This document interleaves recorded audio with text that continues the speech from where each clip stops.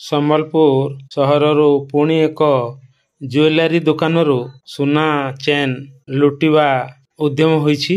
ତେବେ ଅଭିଯୁକ୍ତକୁ ଲୋକେ ତଥା ଦୋକାନର ସିକ୍ୟୁରିଟି କର୍ମଚାରୀ ମିଶି ଧରି ପକାଇଛନ୍ତି।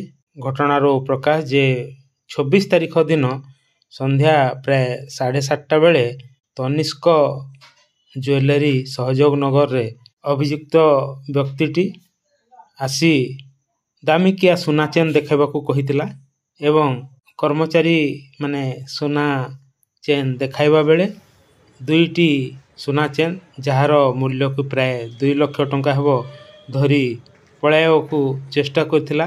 ସେଠାରେ ଥିବା ମହିଳା ସିକ୍ୟୁରିଟି ରୀନା ଭୋଇ ତାକୁ ବାଧା ଦେବାକୁ ଚେଷ୍ଟା କରିବାରୁ ସେ ଧରିଥିବା ପିସ୍ତଲର ପଛ ସାଇଡ଼ରେ ଆକ୍ରମଣ କରିଥିଲା, ଯାହାଫଳରେ ସେ ସାମାନ୍ୟ ଆହତ ହୋଇଥିଲେ।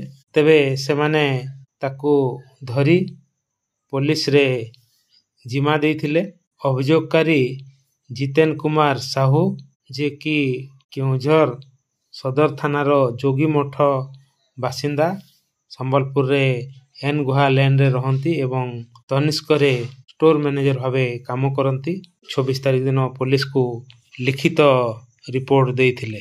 ଏହି ରିପୋର୍ଟକୁ ଆଧାର କରି ପୋଲିସ କେସ୍ ନମ୍ବର 57 ଭାରତୀୟ ପିଙ୍ଗଳ କୋଡ଼ର ଧାରା 394, 307 ଆଇପିସି ଏବଂ 25/27 ଆର୍ମସ ଆକ୍ଟରେ ଏକ ମାମଲା ରୁଜୁ କରିଥିଲା ଏବଂ ଅଭିଯୁକ୍ତ ମନୀଷ କୁମାର ଟୋଡର ବୟସ 25, ଯିଏକି ଛତିଶଗଡ଼ ରାୟପୁର ଜିଲ୍ଲାର ମନ୍ଦିର ହୌସଦା ଥାନାର ବାହାନାକଡ଼ି ବାସିନ୍ଦା, ତାକୁ ଧରିବା ସହ ତା ନିକଟରୁ ଏକ ପିସ୍ତଲ ଏବଂ 2ଟି ଗୋଲ୍ଡ ଚେନ୍ ଏବଂ ମହିନ୍ଦ୍ରା ଥାର ଭେହିକାଲ ରେଜିଷ୍ଟ୍ରେସନ ନମ୍ବର CG04PB 6924 କୁ ଜବତ କରିଥିଲା ଏବଂ ତଦନ୍ତ କଲା ପରେ ଆଜି ତାକୁ କୋର୍ଟକୁ ଫରୱାର୍ଡ କରାଯାଇଛି।